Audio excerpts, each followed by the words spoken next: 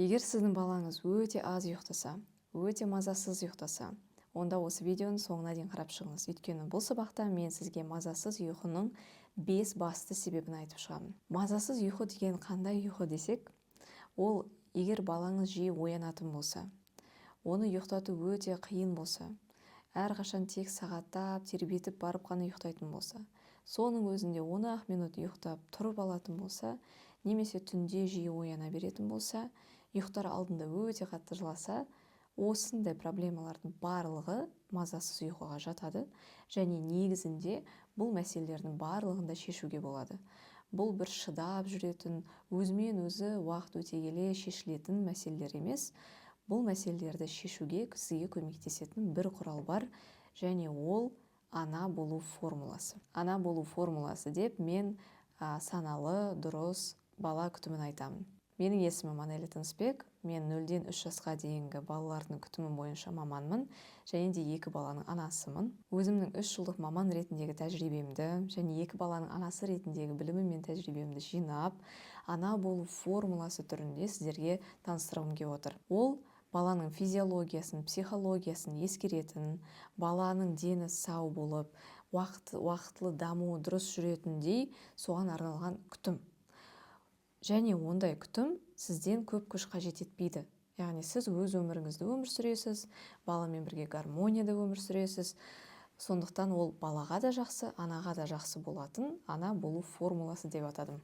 Осы формуламен мен сіздерді бүгін таныстырамын, өйткені бұл формуланы әрқайсыңыз білу керексіздер. Ал енді бастайық. Ең алдымен бұл сабақта біз баланың ұйқысының ерекшеліктерін талдап өтеміз. Өйткені бұл ерекшеліктерді мен байқайтыным көп аналар білмейді. Соны білмегендіктен өте көп сұрақтар, өте көп түсініспеушіліктер болып жатады. Одан бөлек баланың ұйқысына қандай факторлар әсер етеді? Негізі әсер ететін факторлар 50 шақты, бірақ көбінесе аналар оның тек 5-10-ын ғана біледі. Сондықтан түсінбей жатады, неге менің баламның ұйқысы әліге дейін жөнделмеген деп. Одан кейін баланың ұйқысы шынымен тыныш болу үшін не істеу керек? Қандай амал әрекеттер жасау керегін талдаймыз. Жалпы баланың физиологиясы мен психологиясына сай келетін дұрыс, саналы бала күтімі деген не екендігін мен сіздерге түсіндіріп шығамын. Және осы сабақты соңына дейін қарап шықсаңыз, мен соңында осы презентацияны сіздерге сыйлық ретінде, бонус ретінде беретін боламын. Сондықтан міндетті түрде оны жүктеп алып, сақтап қойып, бірнеше рет қайталап оқып шықсаңыз да артық етпейді. Алдымен сабағымызды бастамай тұрып, бұл сабақты сізге жалпы көру қажет пе? Осыншама уақытыңызды осыған арнап қажет пе? Соны тексеріп алайық. Ол үшін мен сіздерге қойған сұрақтарға иә немесе жоқ деп жауап беріп шығыңыз. Бірінші сұрақ. Мен баламды 5-15 минуттың ішінде тербетпей, кез келген жерде ешқандай қиындықсыз ұйықтата аламын. Иә немесе жоқ. Екінші сұрақ.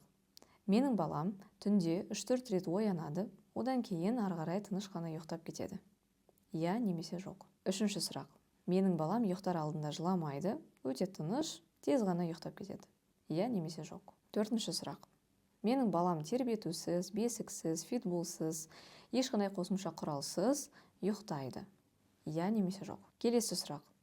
Менің баламда күндіз кем дегенде 1-2 сағат ұйықтайтын ұйқысы бар. Иә немесе жоқ деп жауап бересіз. Және соңғы сұрағымыз, мен балам қатты мазасызданғанда оған қалай көмектесуді, оған не қажет екенін әрқашан түсініп отырамын. Иә немесе жоқ. Енді осы мини-тесттің нәтижелеріне қарасақ, егер сіз барлық сұрақтарға иә деп жауап беріп шықсаңыз, онда керемет. Сіз барлығын дұрыс жасап жатырсыз, сізге ары қарай да сондай дұрыс, саналы бала күтімін жалғастыра беру қажет. Өйткені бұл баланың денсаулығына тікелей әсер ететін фактор. Ал егер сіз 4-5 сұраққа иә деп, 1-2 сұраққа жоқ деп жауап беріп қалсаңыз, онда сізге әлі де үйренетін, білім алатын жерлер бар. Кейбір нәрселерді бала күтімінде жіберіп алып тұрсыз деген сөз. Ал егер сіз барлық сұрақтарға жоқ десеңіз, немесе 2-3 ғана сұраққа иә деп отырсаңыз, онда міндетті түрде осы сабақты соңына дейін қарап шығыңыз. Өйткені сізге дереу баланың күтімін зерттеу керек, баланың күтімін жөндеу керек. Енді бәрін анықтап алған кезде, мен сіздерге осы сабақты көргенде қандай нәтижеге жеткізгім келетінін айтайын. Көбінесе аналар интернетті ақтарады, кітаптарды оқиды, милары ашып кетеді, өйткені әр адам әртүрлі нәрсе айтады. Бір жағынан туыстары басқа нәрсе айтады, бір жағынан дәрігерлер басқа нәрсе айтады. Сондықтан менің басты мақсатым сіздерді ана болу формуласымен таныстырып, сол формуланың көмегімен сіздерге балаңызды шынайы түсінуге көмектесу. балаңызға қай кезде не нәрсе қажет екенін сіз біліп тұратындай деңгейге жеткізу. Менің басты мақсатым да, басты жұмысым да осы. Өйткені тек қана сіз ана ретінде балаңызды түсіне бастаған кезде, шынымен оған не қажет екенін біліп тұрған кезде ғана сіз оған саналы дұрыс күтім жасай аласыз. Соның арқасында баламен болатын мәселелердің көбісін алдын ала аласыз. Мысалы, қарапайым тақырып новорожденный балада болатын колики. Жаңа туылған нәрестені барлығы ойлайды, міндетті түрде колики болады, міндетті түрде ұйқысы бұзылады деп. Ол негізі ондай емес. Баланы коликисіз де тып-тыныш қана ұйықтатып, дұрыс бала күтімін жасау арқылы өсіруге болады. Оны менен ана болу формуласын үйренген аналардың пікірлері дәлелдейді. Немесе, мысалы, послеродовая депрессия, босанғаннан кейін көп аналарда болатын психоэмоционалды жағдай, міндетті түрде менде послеродовая депрессия болатын шығар деп аналар босанбай тұрып та соған ментально дайындалып жатады. Негізі послеродовая депрессияның болуының бірден бір себебі баламен болатын қиыншылықтар. Әрине, егер сіздің балаңыз өте қатты мазасыз болса, өте аз ұйықтаса, сіз де өте аз ұйықтайсыз, сізде ұйқыдан депривация болады, яғни ұйқының қатты жетіспеушілігі болады. Соның кесірінен сізде психоэмоционалды мәселелер, проблемалар пайда бола бастайды. Бірақ оның барлығы послеродовая депрессия емес негізі. Және ол послеродовая депрессияға жеткізбей-ақ бұл мәселені шешіп тастауға болады. Қалай? Әрине, қайтадан ана болу формуласы арқылы, егер сіз балаңызды түсіне бастасаңыз, онда сіздің де жағдайыңыз жеңілдей бастайды. Әрине, егер балаңыз тып-тыныш қана ұйықтайтын болса, күніне уақытылы ұйықтап, уақытылы демалып тұратын болса, сіз де сол уақытта демаласыз. Сіздің де ұйқыңыз қана бастайды. Сізде де ешқандай тревожность болмайды, уайымдар болмайды. Өйткені басыңызда білім бар, нақты қабілеттер мен қасиеттер болады. Оған да менен осы ана болу формуласын үйренген аналардың жазған пікірлері дәлел. Енді осы ана болу формуласы дегеніміз, ол баланың жаны мен тәнін ескеретін күтім. Көбінесе мамандар тек физиологиялық жағын ғана ескереді. Яғни баланың денсаулығы қандай, бала не нәрсені жасай алады, еңбектей ала ма, отыра ала ма, аунай алады ма, емізуге қатысты нәрселерді ескереді. Бірақ одан бөлек балада тағы да не нәрсе бар, оның жаны бар. Сондықтан, егер мысалы үлкен адамның өзінде жаны мен тәні екеуі де ауырып жатса, немесе жаны сау болғанымен тәні ауырып жатса, немесе керісінше денесі сау, бірақ оның жанында бір уайым қайғы бар болса, әрине ол адамның жағдайы нашарлай береді. Сондықтан ана болу формуласында біз екеуін бірдей ескереміз. Баланың жаны мен тәні бірдей сау, тыныш жағдайда, гармонияда болатындай, стрессіз бала күтімін мен сіздерге бүгін айтып беремін. Бұл формуланы мен өзімде бірден біліп кеткен жоқпын. Ең алғаш рет мен 2022 жылы ана атандым. Сол кезде менің бірінші ұлым Исмаил дүниеге келді. Ол дүниеге келген кезде мен әрбір жас ананың көретін мәселелердің барлығын бастан кешірдім. Менің балам өте аз ұйықтайтын, мен оны сағаттап тербететінмін, оның салмағы күннен күнге өсе беретін, одан менің белім ауыратын, күнде қолым ауыратын, түнде оянған кезінде мен отырып емізетінмін, одан менің ұйқым қанбайтын, емізіп отырып ұйықтап кетуге де қорқатынмын. Күндіз ұйықтайын десем, күндіз балам да ұйықтамайды. Сонымен күндіз де, түнде де ұйықтай алмай, мен өте қатты қиналдым алғашқы баламмен. Оның не қалайтынын мен мүлдем түсінбейтінмін. Әрине, мен кітаптардан ақпарат іздейтінмін, интернеттен ақпарат іздейтінмін, бірақ ол ақпарат маған жеткіліксіз болатын, немесе көмектеспейтін. Өйткені барлық интернеттегі ақпарат барлығы дұрыс деген сөз емес, өкінішке орай. Баламның 3 айына дейін күнде сондай қиыншылықтар болғандықтан маған көмектесетін ешкім болмады. Мен жалғыз өзім болатынмын баламен азаннан кешке дейін. Жолдасым ол кезде азаннан кешке дейін жұмыста болатын. Сол қиындықтардың кесірінен мен күнде жолдасыма осындай хаттар жазатынмын, өйткені менің эмоционалды, психоэмоционалды жағдайым бұзыла бастады. Менде нервный срывтар пайда бола бастады. Баланың көзінше қатты жылай бастадым. Ол өте ауыр өйткені. Өйткені сен өзіңді жалғыз сезінесің, қасында көмектесетін бірде-бір адам жоқ. Ол оңай емес, және сен қанша тырыссаң да, ол проблема шешіліп жатқан жоқ та. Сол шарасыздықтан адам қатты күйініп кеткеннен, күші қалмағандықтан сондай нервный срывға дейін жетеді. Бірақ мендегі бір қасиет, ол табандылық. Мен қанша қиналғаныммен үмітімді үзбедім. Бір күні мен бәрібір осының жауабын табам деген менде бір сенім болды. Күнде мен интернетті ақтаратынмын, кітаптарды оқитынмын, дұға ететінмін. Соның арқасында мен саналы, дұрыс, табиғи бала күтімін таптым. Оның не екенін мен сол кезде ең бірінші рет естідім. Балам ол кезде 3 айлық болатын. Соны білген кезде ғана менің барлық проблемаларым рет-ретімен шешіле бастады. Мен толығымен сол табиғи бала күтімін оқып, зерттеп, барлығын өзімнің баламен практикада пайдалана бастаған кезде бірнеше күннің ішінде ақ мен бірінші нәтижелерін көре бастадым. Менің балам шынымен 5-15 минуттың ішінде ешқандай тербетусіз ұйықтай беретін болды. Ең алдымен мен үйде оны ұйықтатып үйрендім. Одан кейін сыртта паркте ұйықтатып үйрендім. Одан кейін кафеде ұйықтатып көрдім. Әрқашан балам уақытылы, шынымен тербетусіз, тыныш қана ұйықтай беретін болды. Мен үшін бұл өте үлкен шок болды, өйткені менің ата-анам да оған сенбейтін, менің ата-енем де оған сенбейтін. Мен жолдасым да қатты таңғалған сол кезде. Осылай да бала ұйықтай береді екен ғой дегенге. Әрине, бұндай жетістіктерге жеткен кезде қорқыныш кете бастайды, өз-өзіңе сенімді бола бастайсың. Солай біз қорықпай қыдыра бастадық. Бұрын бара алмаған әртүрлі жерлерге бара бастадық. Паркке де, кафеге де, тіпті киноға да баратынбыз. Кинода да баламыз тып-тыныш ұйықтайтын.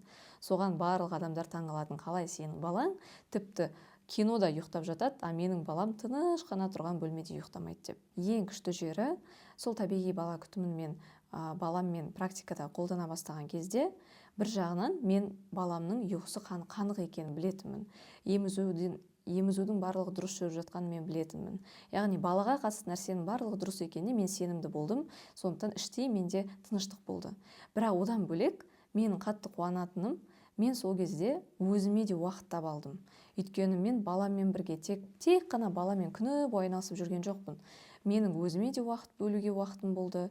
Душқа да түсіп алуға, тамағымды ішіп алуға, үйімді жинап алуға, тамағымды дайындауға, одан кейін тіпті өзімнің кітаптарымды оқуға да күшім де уақытым да қалатын. Соған мен қатты қуанатынмын. Өйткені декретте азаннан кешке дейін бір бөлмеде кішкентай баламен бір үйде отыру деген нәрсе кішкене қиын нәрсе. Өйткені біз ешкіммен сөйлеспейміз декретте көбінесе. Ал мына жерде мен қалған кезімде сыртқа шығып кете алатынмын, уайымдамай, қалған кезімде демала алатынмын. Сол үшін мен қатты қуандым. Енді бірінші баламды енді өсіріп 2 жастан аса бастаған кезде менің өмірімде келесі ауыр кезең 2024 жылы болды. Ол кезде менің қызым Асия дүниеге келді. Ол дүниеге келгенде ол дені сау болып, бала болып дүниеге келген жоқ. Өкінішке орай, ода іште жатқан кезде внутренний порог развития, атрезия пищевода деген аномалиямен бірге туылды. Біз оны тек қызымды босанғаннан кейін ғана білдік, сондай диагноз қойылды, және бірден операция жасау керек деді. Дүниеге келгеннен кейін екінші күні бірден операция жасады қызыма. Ең қиыны ол жерде операциядан кейінгі кезең, өйткені ешкімде гарантия бермейді, ол қыз қалай болады, аман қалады ма, қалмайды ма, қалай сауығады, қаншалықты көп уақыт керек екенін ешкімде нақты айта алмайды. Күнделікті, күнде біз сол больницаға баратынбыз. Сол жерде маған 15 минутқа ғана баламды ұстауға рұқсат беретін көруге. Одан кейін 1 сағатқа дейін үлкейтті. Сөйтіп күнде сол 1 сағат бойы қызымның қасында болу үшін барып тұратынмын. Сол 3 апта бойы қызым реанимацияда жатты. Реанимацияда ол жалғыз өзі болды. Ешқайсымызды оның қасына кіргізген жоқ. Өзі жатып ұйықтайтын, жылайтын, оны ешкім қолына алмайтын, әрине, ешкім оны жұбатпайтын. Сол операцияның арқасында бір жағынан қызым аман қалды, Аллаға шүкір. Бірақ сол ажырағанымыздың кесірінен қызымда үлкен өзгерістер пайда бола бастады. Ол психоэмоционалды депривация деп аталады. Баланың анасынан күштеп ажырауы негізі бала үшін де, ана үшін де өте ауыр нәрсе, ол дұрыс емес нәрсе. Лажы болса, мүмкіндік бар болса, ондай нәрсені жасамаған дұрыс, әрине. Біздің жағдайда оны жасау керек болды. Және сол эмоционалды депривациядан кейін, сол үлкен стресстен кейін маған енді баламның, қызымның сол стресстен шығуына компенсация жасау керек болды. Не арқылы? Қайтадан дұрыс саналы бала күтімі арқылы. Қарапайым тілмен айтатын болса, қызыма мен қайтадан, қызым уайымдама, мен сенің қасында боламын, еш нәрседен қорықпа, мен жанындамын деген сенімді маған сендіру керек болды қызыма. Сол нәрседе де маған қайтадан табиғи бала күтімі көмектесті. Қызым жалпы осындай жағдайға түскен кезде мен іштей әрине өте қатты қиналдым, бірақ менің қуанған бір сәтім, мен баланың физиологиясы мен психологиясына не қажет екенін біліп тұрдым. Өйткені ол кезде мен уже жұмыс істеп жатқанмын, бала күтімі бойынша мамандыққа мен оқып алдым, оны мамалармен практикада да жасадым, блогымды жүргізіп бастадым, және мен былайша айтқанда білдім реанимациядағы балаға қалай қарау керек екенін, қандай күтім жасау керек екенін, лактацияны мысалы қалай сақтап қалу керек екенін білдім. Реанимациядан шыққаннан кейін балаға қандай күтім қажет екенін, сол нюанстардың барлығын мен біліп тұрдым мысалы. Бірақ енді маған соның барлығын өз басымнан өткізу жазылған екен. Соның барлығын қызыммен өткіздім. Туыла сала қызым қатты стресс көрген болса да, қызыммен ары қарай ешқандай мәселелер болған жоқ. Оның ұйқысы да тыныш болатын, кез келген жерде ұйықтайтын, тербетусіз. Оның дамуы Аллаға шүкір уақытылы жүріп жатыр әліге дейін. Ешқандай жалпы проблемалар болған жоқ. Прикорммен де, басқа тақырыптармен де барлығы жақсы өтті. Оның барлығы әрине Алланың қалауымен, бірақ одан кейін менің осы білген біліміммен жасаған амал әрекеттерімнің арқасында. Өйткені мысалы сіздер дұрыс бала күтімі арқылы ауырып тұрған баланы, немесе жаңағыдай операциядан шыққан баланы, реанимациядан шыққан баланың денсаулығын нығайта аласыздар. Өйткені сол дұрыс бала күтімі арқылы сіздер стрессті азайтасыздар. Баланың өміріндегі денсаулығын бұзатын ең бірінші фактор ол стресс. Ол психологиялық жағынан стресс болуы мүмкін, ол физиологиялық жағынан да стресс болуы мүмкін. Сондықтан дұрыс бала күтімі ауру баланы емдеп шығара алады, шынымен де. Немесе керісінше, дені сау болып туылған бала, егер оған біз дұрыс күтім жасамасақ, айлар бойы, жылдар бойы оның ұйқысы қанбай жүрсе, әрқашан оның эмоционалды қажеттіліктеріне ата-анасы назар аудармаса, оның емізуі дұрыс болмаса, оның физикалық, физиологиялық жағынан дамуы дұрыс жүрмесе, оның моторлы дамуына дұрыс жағдай жасалмаса, яғни дұрыс бала күтімі жасалмаса, дені сау баланың өзі белгілі бір аурулармен ары қарай дамуы мүмкін. Яғни бала күтімі дегеніміз ол сізге қажет базалық фундамент болатын білім. Сол себеппен мен бұл күтімді ана болу формуласы деп атадым. Өйткені әрқайсымыз ана ретінде баламыздың дені сау болғанын қалаймыз. Бірақ оны қалай жасау керегін бәріміз білмейміз. Кейбір нәрсені білмеуіміз мүмкін, кейбір нәрселерді дұрыс емес жасауымыз мүмкін. Ол әрине жөнделе алатын нәрсе. Сондықтан осы сабақты соңына дейін қарап, менің айтқан әрбір сөзімді жазып алып отырып, есте сақтаңыз да бірден практикада пайдаланыңыз. Бүгінгі сабақта мен сіздерге баланың ұйқысына әсер ететін, ұйқысын бұзатын 5 басты себепті айтып шығамын. Оның біріншісі баланың ұйқысының ерекшеліктерін білмеу. Екіншісі баладағы колики деген не нәрсе екенін талқылаймыз, және ол қалай ұйқыға әсер етеді, одан қалай құтылуға болатынын айтамын. Үшіншісі баланы емізу ұйқыға қалай әсер етеді. Өйткені дұрыс емес емізу мысалы шынымен де баланың ұйқысын бұзуы мүмкін. Төртіншісі баланың анасынан ажырауы ұйқыны қалай бұзады. Және соңғы себеп басқа бөтен адамдармен контакт баланың эмоционалды жағдайына қалай әсер етеді, және ол нәрсе қалай баланың ұйқысын бұзады. Осы 5 тақырыпты бүгінгі сабақта талқылайтын боламыз, ал сабақтың соңында осы презентацияны бонус ретінде сіздер аласыздар, міндетті түрде соңына дейін қарап шығыңыздар. Сонымен бірінші себеп баланың ұйқысының нашар болуының бірден бір себебі, ең маңыздысы деп санаймын, ол баланың ұйқысының ерекшеліктерін білмеу. Көп аналар, 99% десем қателеспеймін, осы ерекшеліктерді білмейді. Жалпы 3 жылдың ішінде мен 2000-нан көп мамалармен жұмыс істедім. Олармен курс форматында да, консультация форматында да мен жұмыс істедім, онлайн, офлайн консультация түрінде де. Және әрқашан жаңадан келіп тұрған мамалардың сұрақтары ең басты ұйқыға кеп тіреледі.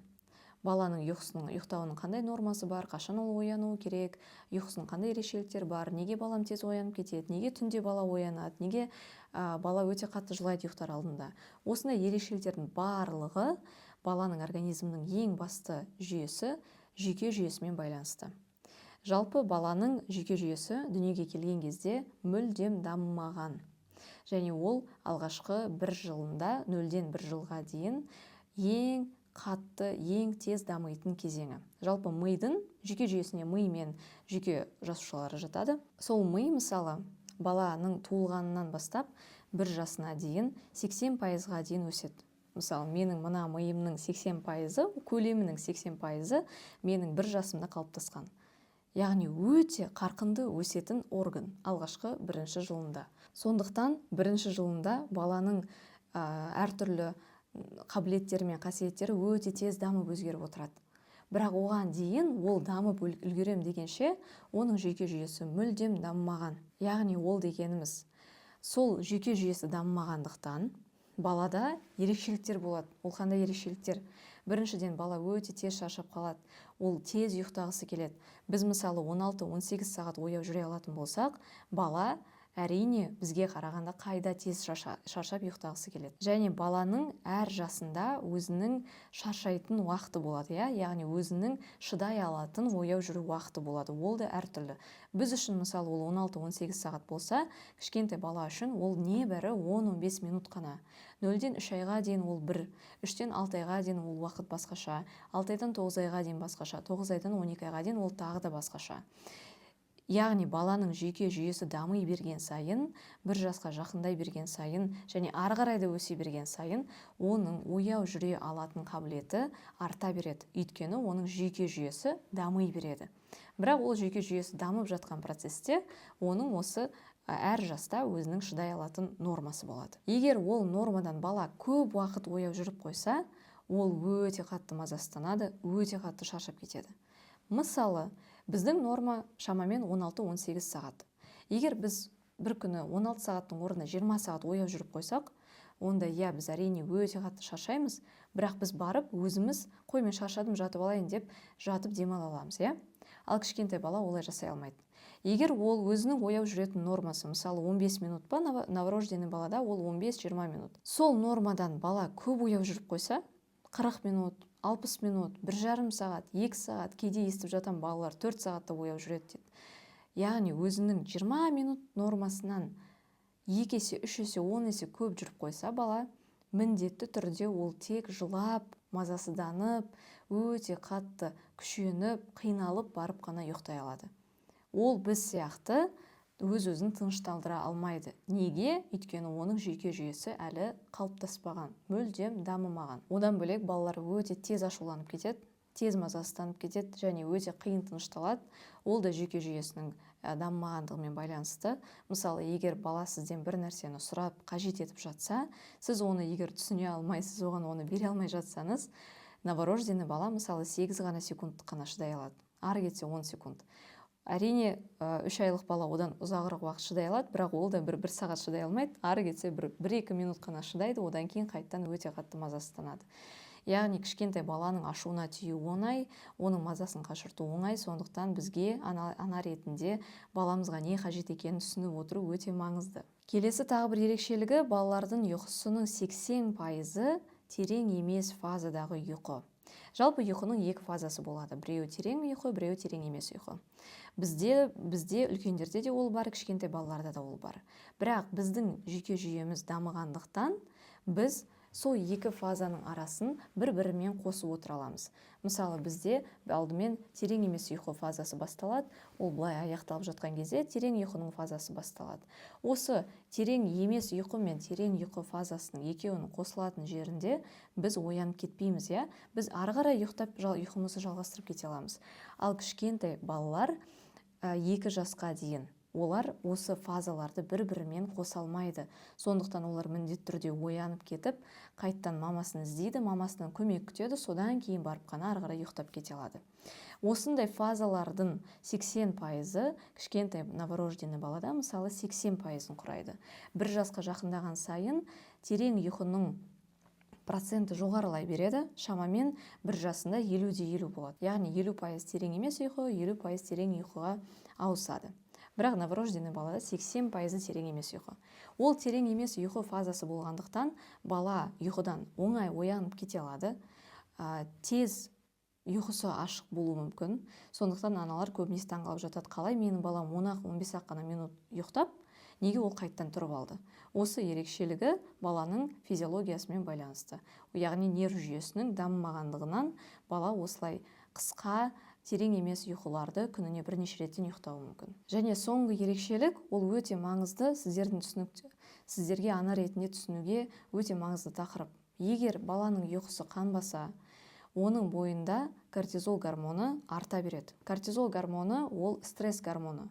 Ол нормада болса, ол организмге ешқандай зиян тигізбейді, бірақ егер ол нормадан асып кете беретін болса, онда ол міндетті түрде баланың нерв жүйесінің жағдайына әсер етеді. Сондықтан біздің табиғи дұрыс саналы бала күтімінің басты мақсаты ол баланың өміріндегі стрессті азайту, кортизол гормоны өте төмен болуына әсер ету, сондықтан баланың ол дамуына да жақсы ықпалын береді. Енді ары қарай ерекшеліктер талдай беретін болсақ, мен байқайтыным, аналар көбінесе балам өзі сигнал беретін шығар, өзі бір айтатын шығар деп күтіп отырады. Баладан мына кезде ол көзін уқалай бастады, мына жерде ол есіне бастады, мына жерде ол что-то жылай бастады.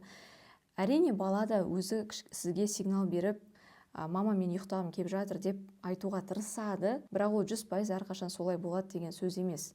Негізі сізге балаңыздан сигнал күткеннен гөрі өзіңізге балаңызды контрольда ұстаған жеңілірек болады.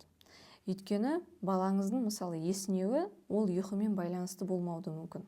Ол жаңа ғана ұйқысынан тұрды, ұйқысы қанып, жай ғана есінеп жатыр, ал сіз ойлайсыз, мынау қайттан ұйқысы келіп жатыр екен ғой деп қайттан ұйықтата бастайсыз. Ол дұрыс емес. Сізге бір түсініп алу керек бірақ нәрсе бар. Балаңыздың ояу жүретін уақыты қандай екенін түсініп алу керек. Өйткені осы нәрсе әр балада, әр жаста әртүрлі. Жаңа айтып өткенімдей, баланың нерв жүйесі этап-этаппен, кезең-кезеңмен дамып отырады. 0-ден 3 айға дейінгі этапта баланың ояу жүретін уақыты мынандай. 0-ден 1,5 айға дейін ол 10 минуттан 30 минутқа дейін барады, ал 1,5 айдан 3 минутқа дейін ол 30 минуттан 60 минутқа дейін барады. Осы аралықта бала осы жаста ояу жүре алады. Одан көп ояу жүріп қойса, бала қатты мазасызданады. Ода перевозбуждение нервной системы, перегул болады, яғни нерв жүйесі өте қатты нагрузка алғаннан шыдай алмайды оған. Сондықтан сізге осы аралықта баланы ұйықтату керек. Яғни балаңыз оянды, 10-15 минуттай ояу жүрді, сіз оны кейін қайтадан ұйықтатып бастайсыз. Өйткені бала сізге мама мен шаршады, мені ұйықтатшы деп ешқашанда айтпайды. Ол ары қарай ояу жүре береді, сосын уже өте қатты шаршап кеткен кезінде ғана бақырып жылайды. 1 сағат, 2 сағаттан кейін ғана. Ол кезде бала өте қатты шаршап кеткен. Сіздің ана ретінде міндетіңіз баланы тоқтатып отыру. Болды, шаршадың ғой, ұйықтаймыз деп әрқашан еске салып отыру. Негізі тіпті 5 жасар баланың өзіне есіне салып, болды, демал деп есіне салып тоқтатып отыру керек. Ал новорожденный баламен, 1 жасқа дейінгі баламен міндетті түрде анасы өзі контрольда ұстау керек. Егер сіз осы балаңыздың ояу жүретін уақытын білсеңіз, әр жаста оның қандай екенін білсеңіз, баланың ұйықтайтын кезде қалай ұйықтату керегін білсеңіз, онда сіздің балаңыз шынымен де 5-15 минутта ешқандай тербетусіз кез келген жерде ұйықтай алады. Ол үшін сізге бір ритуалдар жасап қажет емес. Ол үшін сізге қосымша белый шум, blackout шторы, тағы да бір құралдарды алып қажет емес. Сізге қажет бірақ нәрсе, ол балаңыздың ұйқысының организациясын жөндеу, балаңыздың ұйқысына әсер ететін нәрселерді түсіну, ерекшеліктерін түсіну. Сол ақпаратты пайдалана отырып, дұрыс бала күтімін жасау. Мен сізге айтқан мысалы ояу жүру уақыты, ол тек 1% нәрсе. 1% дұрыс бала күтімінің 1% Одан бөлек сізге білуге қажет тақырыптар өте көп. Бірақ соның барлығын сіз бірге пайдалансаңыз, сіздің балаңыз шынымен 5-15 минуттың ішінде еміп кез келген жерде ұйықтап кете алатын болады. Оған дәлел ретінде менің бұрынғы клиентім Айкүміс есімді маманы таныстырғым келеді. Ол менің ана болу формуласын үйренді, менің курстарымды оқыды. Ол кезде оның баласы жаңа туылған нәресте еді. Осы курсты оқып болғаннан кейін оның жазған пікірін оқи аласыздар. Біріншіден, ол баласының не қалап тұрғанын түсінетін болды. Жаңа айтып өткендей, баладағы қандай қажеттіліктер бар екен, не нәрсе оған қажет екен, әрқашан біліп отыратын болды. Үй шаруасын баламен бірге жасап, ал бала ұйықтаған кезде өзі демалатын болды.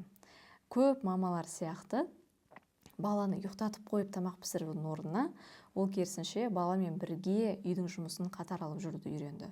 Ол негізі мүлдем қиын емес нәрсе. Бұл туралы ана болу формуласында модуль бар, бірнеше сабақ бар. Мен сіздерге нақты лайфхактар мен нақты кеңестерді берем. Сондықтан бұл шынымен де мүмкін нәрсе. Одан кейін баланың түнгі ұйқысы тынышталды, түнде өзінің нормасымен ғана оянатын болды. Және ең күштісі, балаға мүлдем подгузник кигізбей, баланың толығымен тосуды үйренді, прогулкаға да подгузниксіз шығады. Бұл да мүмкін нәрсе. Негізі мысалы менің балаларым 3 айдан кейін екеуі де ешқандай подгузниксіз әрқашан прогулкаға шығатынбыз, киноға да баратынбыз, қонаққа да баратынбыз. Менің клиенттерім де тура солай. Тіпті 3 айға дейін де тосуды бастаған клиенттерім өте көп. Және бұның барлығы толықтай саналы, дұрыс бала күтімін үйренгеннің арқасында.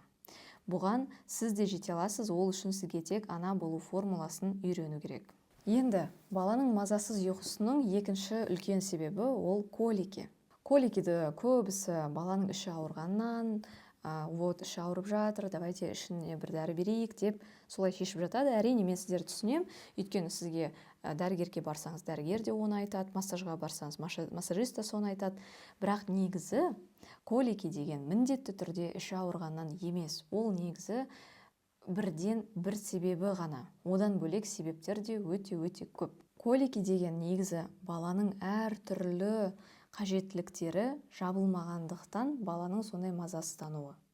Өте қатты мазасыздануы. Қажеттіліктер дегеніміз ол баладағы физиологиялық және психологиялық қажеттіліктер. Ондай қажеттіліктер барлық адамдарда бар. Физиологиялық жағынан, мысалы, біздің қажеттіліктеріміз ол тамақ, ұйқы, дәрет шығару, қозғалу, денсаулықта ол физиологиялық қажеттілік. Ал психологиялық біздің қажеттіліктеріміз ол қауіпсіздік сезімі, ол эмоционалды жақындық, басқа адамдармен қарым-қатынаста болу, өз бетінше шешім қабылдау, осындай психологиялық қажеттіліктеріміз бар. Яғни біздің жанымызға қажет нәрселер және тәнімізге қажет нәрселер. Бұл нәрселер, бұндай қажеттіліктер барлық адамдарда бар, тек үлкен адамдарда ғана емес, ол кішкентай балаларда да бар қажеттіліктер. Енді колики деген нәрсе ол осы қажеттіліктер жабылмаған кезде пайда болады. Мысалы келтірейін. Егер сіздің ұйқыңыз қанбаса, бірнеше апталап ұйқыңыз қанбаса, мысалы, бірнеше апталап сіздің тамағыңыз дұрыс болмаса, тамақтануыңыз, егер сізді ешкім түсінбесе, сіз бір нәрсе айтып жатасыз, сізді ешкім тыңдамаса, сізге көмектесетін ешкім болмаса, сіз бір қауіпті жерде болсаңыз, онда сізде де сондай қатты мазасыздану пайда болады. Сіз де өте ашуланшақ боласыз, сіз де өте қатты айқайлап жылауыңыз да мүмкін. Сізде сол колики деңгейіндегі мазасыздануға дейін жетесіз. Неге? Өйткені сіздің қажеттіліктеріңіз бір күн, 2 күн емес, бірнеше апта бойы, кейде бірнеше айлар бойы жабылмай жатыр. Дұрыс қой, сондай ғой. Енді кішкентай балада да, егер оның қажеттіліктері жабылмай жатса, ал колики, естеріңізде болса, көбінесе 3 аптадан кейін басталады. Яғни алғашқы 3 апта бойы біз баланың мазасын қашырамыз, оның ұйқысын қандырмаймыз, оған жеткілікті оны емізбейміз, оған қауіпсіздік сезімі бермейміз, оған бөтен адамдармен контакт жасай береміз. Яғни балаға қажет нәрсені 3 апта бойы шамамен бермегендіктен, әрине ол бала сондай мазасыз деңгейге дейін жетеді. Оны ешкім түсініп жатқан жоқ, оған қажет нәрсені ешкім беріп жатқан жоқ. Содан кейін міндетті түрде әрине балада өте қатты мазасызданып ашуланады. Осы нәрсе колики. Ол жай ғана баланың іші ауырғанынан емес, ол баланың толығымен бірнеше қажеттіліктері жабылмағандықтан өте қатты мазасыздануы. Негізі оны Канададағы бір ғылыми зерттеуде де іші ауырғаннан емес екенін дәлелдеген. Өйткені колики бар балаларды және колики жоқ балаларды рентгенге түсірген кезде олардың физиологиялық жағынан ешқандай айырмашылық жоқ екенін, олардың ішектерінде, ішек жолдарында ешқандай айырмашылық жоқ екенін, ешқандай мәселелердің жоқ екенін байқаған. Яғни колики баланың іші ауруымен емес, баланың басқа жағынан мазасыздануымен байланысты екендігін сол кезде ғалымдар бірінші рет түсінген. Сондықтан колики кезінде балаға ешқандай дәрілер көмектеспейді, оны алып балаға бекерге беріп те қажет емес. Мен оған ондай кеңес бермеймін. Оның орнына сізге баланың күтімін жөндеу керек. Өйткені, мысалы, егер сіздің басыңыз ауырса, сізге жүректің дәрісі көмектеспейді ғой, тура солай бұл жерде де. Баланың ауырып жатқаны іші емес, оның ауырып жатқаны ол сіз балаңызды түсінбегендіктен. Оның солай мазасызданғаны сіз балаңызға дұрыс күтім жасай алмағандықтан, содан ғана. Ал егер сіз укропная вода, боботик, биогая, тағы да басқа пробиотиктерді бергеннен мәселеңіз шешіліп кетеді деп ойласаңыз, ол ондай емес. Бұл негізі нағыз қажет емес продукттың маркетингі. Соның арқасында сатылатын продукт. Оның орнына сізге бала күтіміндегі қателіктерді жөндеу керек. Мысалы, ең көп кездесетін қателіктер балаңызды уақытылы ұйықтатпау, емізуді шектеу, кейде мамалар сағат санап тұрып қана емізеді. Одан бөлек дәретке шығумен көмектеспеу, ең үлкен мазасыздықтың ең үлкен себебінің бірі новорожденный балаға кіші дәретке, үлкен дәретке шығумен көмектеспеу, баланы қолға жиі алмау. Мысалы, бесікке бөлеп қояды, сағаттап баланы алмайды, тек сол жерде бесікте жатқан баланы емізіп ары қарай кете береді. Баланы қалдырып кетіп қалу, мысалы, сізге больницаға кету керек болды, поликлиникаға бару керек болды, кездесуге бару керек болды. Сіз балаңызды қалдырып, 6 айға дейін толмаған баланы қалдырып кетіп қалатын болсаңыз, ол да үлкен қателік. Баланы бөтен адамдарға бере беру, мысалы, келген қонақтың әрқайсысына баланы қолға көтерткізіп сағаттап анасына бермеу өте дұрыс емес нәрсе. Немесе баламен эмоцияларына реакция білдірмеу. Балаңыз күліп жатқанда, балаңыз жылап жатқанда оған дұрыс реакция бермеу, ол да үлкен қателік, өйткені ол баланың психоэмоционалды жағдайына әсер етеді. Осы қателіктер, осы баланың күтіміндегі қателіктер, олар бір-бірінің үстіне үйіліп үлкен бір мазасыздыққа дейін апарады. Сондықтан егер сіздің балаңызда колики болып жатса, егер сіз оны шешкіңіз келсе, сізге осы қателіктермен жұмыс жасау керек.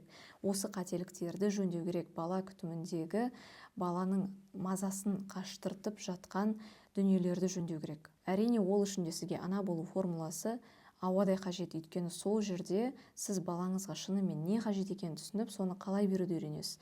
Мысалы, мен осында өзімнің ресейлік клиентім Лала есімді маманы мысалға келтірдім. Ол маған бірінші рет жаңадан босанып келген кезде хабарласты. Ол да ана болу формуласын үйреніп, маған осындай пікір қалдырған болатын. Ол баласының мазасыздығы сол іш ауырғаннан деп ойлаған. Яғни ол коликиді сол іш ауырғаннан деп ойлаған, себебі оған да дәрігерлер де, туыстары да барлығы соның себебінен, баланың іші ауырып жатыр, дәрі бер деп айтатын дейді.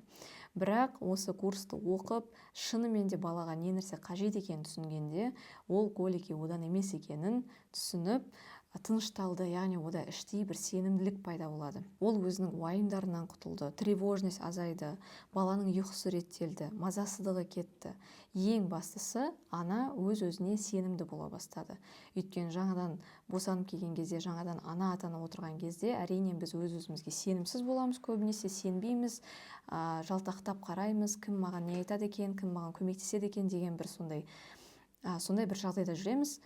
Ал осындай ана болу формуласындағыдай нақты біліммен, нақты қабілеттерді арттыруға көмектесетін техникалар, инструменттер анаға өз-өзіне сенімді анаға айналуға көмектеседі. Ал енді біз 5 себептің 2-ін талдап біттік. 3-ші себебі ол дұрыс емес емізу. Дұрыс емес емізу ол шынымен де баланың ұйқысын бұзатын, мазасыз ұйқыға дейін жеткізетін, үлкен проблемаларға апаратын нәрсе. Оны елемеген дұрыс емес. Ой, мен жай ғана баламды емізем ғой деген подход, ол да дұрыс емес. Өйткені емізуде білетін ерекшеліктер өте көп. Менің практикамда байқағаным, көп аналар халықта тараған мифтарға сеніп, емізуді бұзып алып жатады. Ол қандай мифтар десеңіз, мысалы, әр 3 сағат сайын ғана еміз, сол жетеді, одан жиі емізбе деген ең дұрыс емес мифтардың бірі. Еміп ұйықтап қалса емшекті алып таста, әйтпесе солай емуге үйреніп қалады бала деген, ол да дұрыс емес. Ол баланың салмақ жинауына өте қатты әсер ететін қателік болады. Немесе балаңды қолына ала берме, қайта-қайта емізе берме, ол сенің иісіңді алып қояды, қасыңа жатқызба. Осындай мифтардың кесірінен жас аналар соларға сеніп, одан кейін емізуді бұзып алып жатады. Солардың кесірінен баладағы ең үлкен қажеттілік, ему қажеттілігі жабылмай жатады. Көбінесе адамдар бала тек қарны ашқаннан ғана жылайды. Тек қарны ашқаннан ғана бала емшек сұрайды деп ойлайды. Негізінен ол дұрыс емес, ол рас нәрсе емес. Бала тек тамақтану үшін ғана ембейді. Балаға ему әртүрлі себептермен қажет. Ең бірінші себебі ол анасын табу үшін, анасының жанында екенін білу үшін емеді. Бұл туралы социолог, психолог ғалым Харлоу деген кісі үлкен эксперимент жасаған. Сол ғылыми зерттеуінде оның дәлелдегені балаға ему ең алдымен анасының жанында болу үшін маңызды. Анасының жақын екенін, анасының қасында бар екендігін білу үшін бала емеді. Тек соңғы орында ғана бала қарнын тойдырту үшін емеді. Сондықтан балаға ему анамен эмоционалды контактта болу үшін қажет. Мазалап тұрған дискомфорттан құтылу үшін қажет. Кіші және үлкен дәретке қиналмай шығу үшін де қажет. Өйткені ему деген нәрсе баланың жүйке жүйесін толығымен тынышталдыратын құрал. Бұл бала дүниеге келген кезде оның жаратылысындағы бар нәрсе, оның физиологиясы әлі дамып жетілмегендіктен, жүйке жүйесі жетілмегендіктен, ол біз сияқты өзімен өзі тыныштала алмайды. Оған міндетті түрде бір көмек керек, және сол көмек ретіндегі құрал ол емізу. Баланы емізу арқылы сіз оның толықта бүкіл жүйке жүйесін тынышталдырасыз. Соның арқасында баланың ұйқысы да жақсарады, және жаңағы баланың қажеттіліктерінің барлығы да жабылады. Яғни бала сіздің қасыңызда екеніңізді біледі, баламен эмоционалды контакт орнатасыз, бала кіші дәретке де үлкен дәретке де шыға алады. Осы қажеттіліктердің барлығы именно емізу арқылы жабылады. Ал егер керісінше сіз жаңағыдай мифтерге сенсеңіз, емізуді дұрыс организация жасамасаңыз, балаңызды жеткілікті және дұрыс уақытылы өзінің жасына сай талаптармен балаңызды емізбесеңіз, әрине баланың ұйқысы да бұзыла бастайды, баланың салмақ жинауы да бұзыла бастайды, және бала да өзі өте мазасыз бола бастайды. Бұл мәселе де шешіледі. Ол үшін баланың физиологиясын білу керек және психологиясын білу керек. Ол үшін де сізге ана болу формуласы көмектеседі. Ана болу формуласы курсында сіз балаңызды 5-15 минут ішінде тербетусіз, кез келген жерде ұйықтатуды үйренесіз. Кез келген жерде фит болсыз, белый шум, ешқандай қосымша құралсыз ұйықтатуды үйренесіз. Сізге бесікті кафеге, тойға тасып қажет емес. Баланың дұрыс салмақ жинауы үшін қажет емізуді үйренесіз. Қай жаста қалай емізу керек, баланың тілін түсіне бастайсыз. Осының барлығын сіз ана болу формуласы курсында толығымен үйренесіз. Мен осы сабақтың соңында курсқа қалай қосылуға болатынын толықтай сізге түсіндіріп беремін, соңына дейін қараңыз. Енді мазасыз ұйқының тағы бір төртінші себебі ол баланың анасынан ажырауы. Бұл өте үлкен және ауыр тақырып. Өйткені баланың тілін көп адамдар түсінбей, осы қателікті қайталап жатады. Ең басты себеп, ең басты түсіну керек нәрсе, бала әлемді біз сияқты қабылдамайды. Ол бұл реальностьті біз сияқты қабылдамайды. Біз білеміз, мен қазір мынандай жерге барып келем, одан кейін мен келем, менің балам менің мамаммен қалды, менің енеммен қалды. Ол қауіпсіздікте, онымен барлығы жақсы болады. Оны біз білеміз, анасы ретінде. Бірақ кішкентай бала үшін, 6 айға толмаған бала үшін анасынан ажырау өте үлкен стресс. Өйткені ол үшін біз бүкіл әлембіз. Егер біз оның жанында болмасақ, егер біз одан алыстап ажырап кетіп жатсақ, міндетті түрде бала өзі қорқыныш сезімін сезеді. Менің мамам қайда? Неге менің мамам тастап кетті ма? Менің мамам қашан келеді? Деген балада қорқыныш сезімі, уайымшылдық, мазасыздық пайда бола бастайды. Бұл жағдай, егер сіз 6 айға толмаған балаңызды қалдырып кетіп қалсаңыз болады. 6 айға толса да, бірақ осындай ажырауды дұрыс емес жасасаңыз, мысалы қоштаспай, айтпай кетіп қалсаңыз, ұйықтап қалған кезінде тастап кетіп қалсаңыз, ол кезде де болады. Немесе ажырау нормасын сақтамай, бірден өте ұзақ уақытқа кетіп қалсаңыз, мысалы, олай баланы қалдырып, ажырап кетудің де өзінің нормасы бар әр жаста. Мысалы, 6 айында біз алдымен жартақ сағатқа қалдырамыз. Ал сіз балаңызды оған дайындамай, бірден 2 сағатқа жоқ болып кетсеңіз, әрине балаңыз қорқады, мазасызданады, уайымдайды. Оның барлығы баладағы стресс гормоны кортизолды көтере береді. Балада психологиялық жағына стресс болады. Соның кесірінен кейін баланың ұйықтататын уақыт келген кезде бала тыныш қана ұйықтап кете алмайды. Ол әрине міндетті түрде мазасызданады, жаңағы жоғары болып тұрған стресс гормоны кортизол оған тыныш ұйқы бермей қояды. Осының кесірінен бала түнде өте жиі оянады. Жалпы бұл жағдай психологияда эмоционалды және физикалық депривация деп аталады. Бұл баланың жан тыныштығының және анамен байланысының бұзылуы. Сондай ажыраулар көбейе берген сайын, дұрыс емес жолмен жасала берген сайын, балада кәдімгідей психоэмоционалды депривация болады. Бұл жаңа бір ойлап табылған нәрсе емес, бұрыннан бері бала психологиясында зерттеліп дәлелденген дүниелер.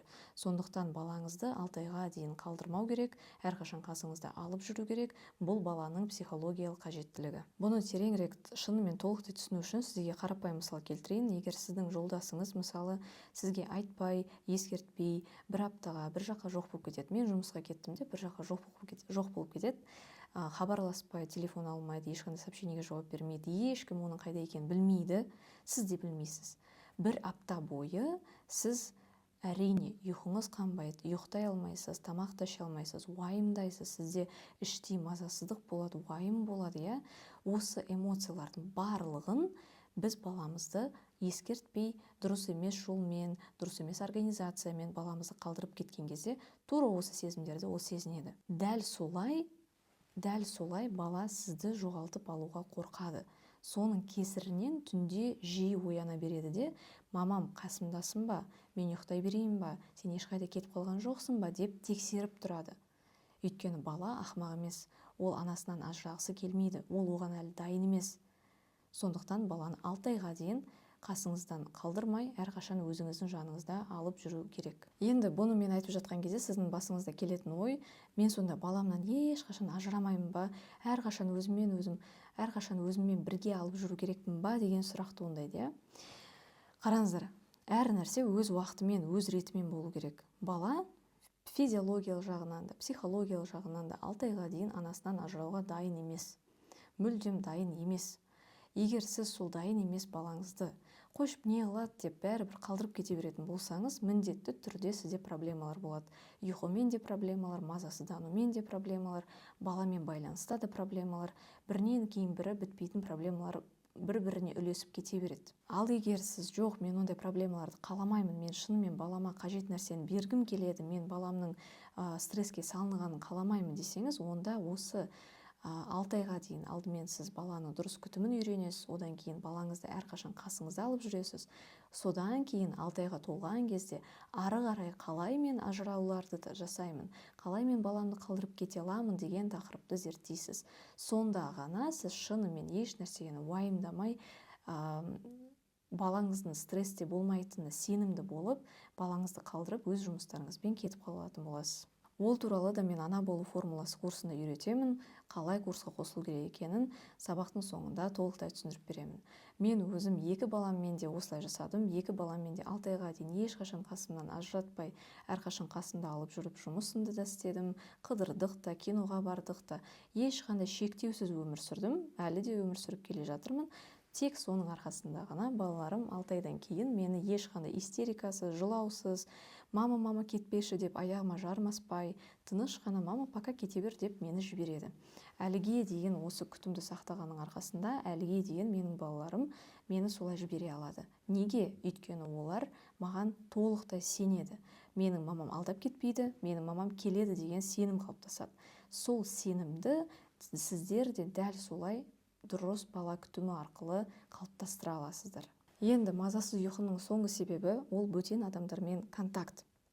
Қазақта мынандай сөз бар: бала жатырқаса дұрыс емес, ол көпшіл болу керек, ол адамдарға жақын болу керек деген. Егер мысалы қонақ келгенде бала бір жатырқап, жабысып, анасына жабысып, қолдан түскісі келмей жылап жатса, көбінесе үлкендерден еститініміз сол: ой, мынау бала жатырқай береді екен, бала деген көпшіл болу керек қой, мынау күшті бала екен. Басқа бір бала жүгіріп кеп барып жатса, мысалы, ой, мынау күшті бала екен, мынау көпшіл деп қуанып жатады. Негізі бұл мүлдем дұрыс емес ой. Өйткені жатырқау деген ол психологиялық жағынан дұрыс нәрсе.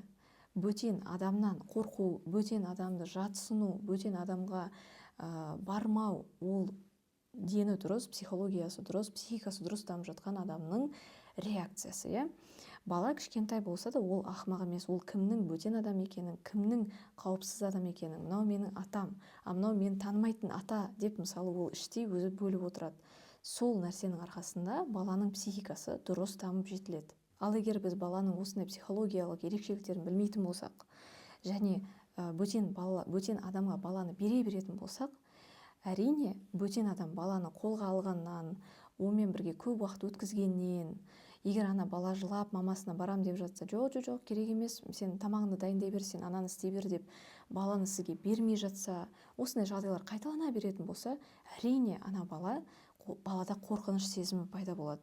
Өйткені ол танымайтын басқа бір адам оны анасымен ажыратып отыр. Сол себеппен балада қорқыныш сезімі пайда болады. Өйткені ол ана адамды танымайды. Ол қанша туған әжесі болса да мысалы, бірақ ол әжесін ол айына бір-ақ рет қана көретін болса, әрине 1 жасқа толмаған бала үшін ол уже таныс емес адам. Ол ана адамды жатырқап жатады. Бұны түсіну үшін тағы да өзіңізді балаңыздың орнына қойып көріңіз.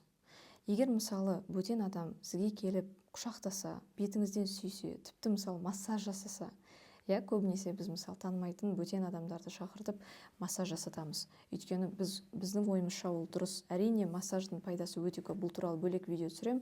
Бірақ бөтен адаммен контактқа сіз түсіп жатсыз, мысалы өте тығыз массаж сияқты құшақтау, бетіңізден сүйіп, ол адамның ниеті жақсы мысалы.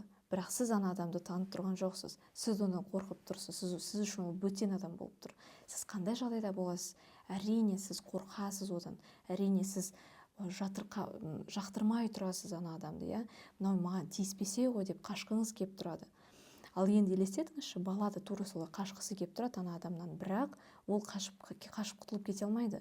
Ол не істейді? Ол тек жылай алады, ол тек мамасынан көмек сұрай алады. Ал сол моментте егер біз мамалар ой ештеңе етпейді, барып ана жаққа кетіп қалсаңыз жыламай қояды деп, мысалы сондай баланың жылауын елемейтін болсақ, баланың берген сигналын, мама көмектесші деген сигналын біз ешқандай реакция көрсетпейтін болсақ, әрине баланың қорқыныш сезімі арта береді, ол кейін оның ұйқысына да әсер етеді.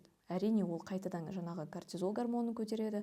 Кортизол гормоны жоғарылаған сайын баланың ұйқысы да бұзыла береді. Енді сізде қайттан сұрақ туындауы мүмкін. Сонда мен баламды әрқашан қолымда ұстап, ешкімге бермей, өзім ғана қарап жүре беруім керек па? Мен де шаршаймын ой деген ой келеді. Түсінем.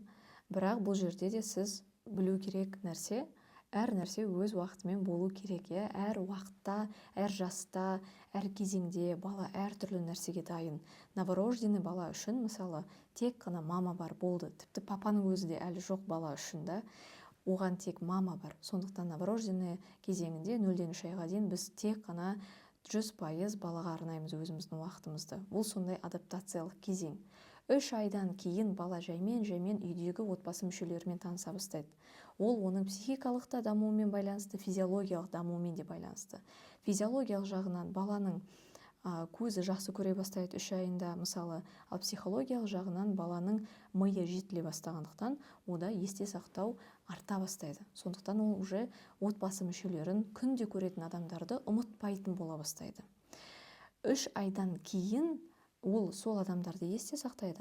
Ал ары қарай 6 айдан кейін, 9 айдан кейін өсе берген сайын оған анасынан гөрі сыртқы әлем қызығырақ бола бастайды. Яғни әр жастық кезеңдегі баланың физиологиясы мен психологиясын білсеңіз, сіз әр қашан балаңызды өзіңіз ғана қарап жүрмейсіз. Жоқ, әрине ондай емес. Просто сізге әр кезеңде өзіне қажет, балаға қажет нәрсені беріп отыру керек. 0-3 айға дейін мама қажет па, маманы беру керек. 3 айдан кейін бөтен адам басқа адамдармен контакты көбейе бастай ма, сол кезде басқа адамдарды қоса берсек болады. 6 айдан кейін тіпті отлучкалар бастала ма, онда жаңағы мамасынан ажырайтын отлучкаларды бастайсыздар, бір жаққа кетіп қалуларды бастайсыздар. Әр нәрсе бірақ өз уақытымен, өз ретімен, дұрыс жолмен болғанда ғана сіз шынымен баланың ұйқысын бұзбайсыз. Сіз шынымен баладағы жаңағы кортизол гормонын көтермейсіз. Сіз шынымен баланы мазасыздық деңгейіне дейін жеткізбейсіз. Енді қорытындылай келе, жаңа туылған баланың, жалпы 1 жасқа дейінгі баланың мазасыз ұйқысының 5 басты себебі қандай? Біріншіден, баланың ұйқысының ерекшеліктерін білмеу, баланың қажеттіліктерін жаппау, дұрыс емес емізу, баланың анасынан ажырауы және басқа бөтен адамдармен контакт. Бұл мәселелердің барлығы, бұл себептердің барлығы күтімдегі қателіктерден, және осы мәселелердің барлығын шешу үшін менің бала физиологиясы мен психологиясын жинап бір жерде түйістірген ана болу формуласы курсынан сіз үйрене аласыз. Бұл курста сіз балаға не қажет екенін түсініп, сол қажеттіліктерді табиғи жолмен жабуды үйренесіз. Мысалы, қандай қажеттіліктер? Уақытылы ұйықтату, жеткілікті емізу, дәретке шығуға көмектесу, әлемді зерттеу. Бұл бір топ физиологиялық қажеттіліктер. Екінші топ психологиялық қажеттіліктер. Қауіпсіздік сезімі, ананың қолында болу, анасынан ажырамау, анамен эмоционалды контакт. Басында айтып кеткендей, баланың физиологиясы мен психологиясын бір жерде түйістіретін ана болу формуласын сізге үйрену керек. Осы формуланы сіз білген кезде шынымен балаңыздың барлық қажеттіліктерін түсініп отырып, оны беруді үйренесіз. Соның арқасында сіздің балаңыз тыныш және дұрыс, дамуы да дұрыс, дені де сау болып жүреді. Өйткені барлық қажеттіліктері жабылған бала, ол көңілі тыныш, ұйқысы тыныш, физиологиялық, психологиялық, моторлы және эмоционалды дамуы дұрыс жүріп жатқан бала. Мен мамалармен жұмыс істеп келе жатқаныма 3 жылдан асты. Осы 3 жылдың ішінде 2000-нан көп мамалармен жұмыс істедім. Оларға мен баласын түсінуге көмектестім. Осы слайдтан сіз сол мамалардың жазған пікірлерін тоқтатып оқып алсаңыз болады. Егер де сіз балаңызды ұзақ тербетіп ұйықтатып жатсаңыз, балаңыз түнде жиі оянып жатса, өзіңізге сенімсіз болсаңыз, басыңызда сұрақтар көп, бірақ нақты не істерін білмей жатсаңыз, әр нәрсені, әртүрлі методиканы пайдаланып ешқандай нәтижеге жете алмай жатсаңыз, сізде осылай, осы аналар сияқты ана болу формуласын үйреніп, осындай балаңызды түсінетін деңгейге дейін жете аласыздар. Ана болу формуласы курсы 4 курстан тұрады. Өйткені баланың 0-ден 1 жасқа дейін аралығында 4 жастық кезең бар. Әр жастық кезеңде баланың қажеттіліктері әртүрлі, себебі оның физиологиясы мен психологиясы өте тез қарқынды дамып отырады. Сондықтан біз сол өзгерістерге адаптация жасап отырып үлгеру керекпіз. Әр кезеңде күтімді өзгертіп отыру керекпіз. Сондықтан курс 0-ден 3 айға дейін 3-6 ай, 6-9 ай, 9-12 ай болып 4 курсқа бөлінеді. Осы 4 курстың әрқайсысында сіз толықтай бала күтімін үйренесіз. Яғни әр курста сізде ұйқы туралы модуль болады, емізу туралы, тосу туралы, баланың физикалық дамуы туралы, балаға жасайтын массаж туралы, тағы да басқа көптеген тақырыптар туралы әр курста бөлек болады. Яғни 0-3 айындағы ұйқы туралы модулі 3-6 айындағы ұйқы туралы модульден мүлдем басқаша. Тура солай біз әр модульді әр курста өзгертіп отырамыз. Курстарды сіз платформада өтесіз, әр курста 10 модуль, 40-тан астам видео сабақтар болады. Курстың әрқайсысы 2 апта бойы жүреді. Сол 2 апта бойы сіз басқа мамалармен бірге курсты оқып отырасыз. Сізде мини-группа болады, премиум тарифте мысалы, және премиум және VIP тарифте менен және куратордан кері байланыс болады. 2 апта бойы біз сізбен байланыста болып, балаңыздың күтімін толықтай жөндеуге көмектесеміз, сіздің сұрақтарыңызға жауап беріп отырамыз. Апта сайын менімен тікелей эфирлер болады және онлайн бітіру кеші болады. Ол бітіру кешінде біз барлық студенттерді жинап, кім ең үздік студент атанғанын анықтап, оларға күшті приздар сыйлаймыз, күшті сыйлықтар береміз. Және әр курсқа доступ сізде 3 ай, 2 апталық біздің курсымыз аяқталғаннан кейін де сіз видео сабақтарды өз бетіңізше қайталап отыра аласыз. Бірақ біздің ана болу формуласы курсымыздың ең күшті ерекшелігі ол жай ғана видео лекциялар ғана емес, бұл курсты сіз кәдімгідей ойын форматында өтесіз. Менің курсымда әр курс бөлек әлем. Мысалы, 0-ден 3 айға дейінгі курста бізде «Отчаянные домохозяйки» сериалының әлемі. Ол жерде сізде әр курста сізде өзіңіздің кейіпкеріңіз беріледі. Мысалы, сіз курсқа тіркелгенде сізге менеджер автоматты түрде бір кейіпкерді береді. Сіз сол кейіпкермен бірге видео сабақтарды қарай отырып, тапсырмаларды орындайсыз, тапсырмаларды орындай отырып, ойынды өтесіз, ұпайлар жинайсыз. Ұпайлардың неғұрлым көбірек ұпай жинасаңыз, соғұрлым сізге күштірек бір сыйлық беріледі. Тура осылай 3-6 ай, 6-9 ай, 9-12 ай курстары да әртүрлі сериалдар мен мультфильмдардың кейіпкерлерімен бірге құрастырылған ойын форматында өтеді. Бұл біздің курстарымыздың басты ерекшелігі геймификация, әр курстағы вселенная-ның болуы, ол жердегі тіпті модульдердің аттары да сол сериалдың стилінде жасалған. Енді біздің курстар 3 тарифте жүреді: стандарт, премиум және VIP. Оның бағасы осындай, слайдта көріп тұрғаныңыздай. Ең тиімді тариф ол премиум тариф, өйткені премиум тарифта сіз жаңағы геймификацияны аласыз, сізде кейіпкерлер болады, сіз сол ойынға қатысасыз, онлайн бітіру кешіне қатысасыз, сол ұпайларды жинап кейін сыйлық ұтып ала аласыз. Куратормен жұмыс болады, менімен тікелей эфирлер болады, PDF гайдтар болады. Ең күшті тариф және ең тиімді тариф ол премиум тариф. Небәрі 49.900 теңгеге сіз бірден ұйқы, ГВ, массаж, баланы қолда дұрыс ұстау, эмоционалды дамуы, анамен контакт, ананың психологиялық жағдайы, бірден барлық күтімді үйреніп ала аласыз. Енді біздің курста орын саны шектеулі, сондықтан біз қазірден алдын ала тіркелу ашып жатырмыз. Сіз алдын ала тіркеліп, өз орныңызды курстан алып қоя аласыз. Ол үшін сіз осы видеоның астындағы сілтеме арқылы Telegram ботқа өтесіз. Сол жерде анкета толтырасыз. Одан кейін небәрі 5000 теңге төлеп, өз орныңызды броньдап қоясыз. Төлем жасалған соң сіздің орныңыз сақталып тұрады және продажа ашылған күні ең бірінші болып, ең тиімді бағамен сіз осы курстардың біреуін сатып ала аласыз. Тек осындай алдын ала тіркеуден өткен мамаларға бізде ең тиімді бағалар болады. Ол слайдта көріп отырғандай стандарт тариф 24.900 теңгенің орнына небәрі 12.900 теңге. 3 айлық доступы бар курс үшін бұл өте төмен баға. Премиум тариф 49.900 теңгенің орнына небәрі 19.900 теңге. Жаңағы айтқан қызықты геймификация, кейіпкерлермен бірге ойын, әртүрлі сыйлықтар, барлық күтімді толықтай жиналған 10 модуль, PDF гайдтар, куратормен және менімен жұмыстың барлығы небәрі 19.900 теңгеге тек қана бірақ алдын ала орын алып қойған мамаларға ғана осындай бағамен сатылады. Және VIP тариф 99.900 теңгенің орнына 39.900 теңге. VIP тарифте сіз куратормен емес жеке менімен жұмыс жасайсыз. 2 апта бойы мен сізбен чатта кері байланыс беріп отырамын, сұрақтарыңызға жауап беремін. Қажет болса видеозвонокпен сөйлесеміз. Осындай жеке жұмыс 2 апта бойы жүргендіктен оның бағасы 39.900 теңге. Бірақ бұл да өте тиімді. Егер сіз де осылай ана болу формуласына тіркеліп, бала күтімін толықтай жөндегіңіз келіп жатса, балаңыздың тілін түсінгіңіз келсе, онда осы видеоның астындағы телеграм-ботқа өтіп, анкетаны толтырыңыз және өз орныңызды алып қойыңыз. Осымен біздің сабағымыз аяқталды.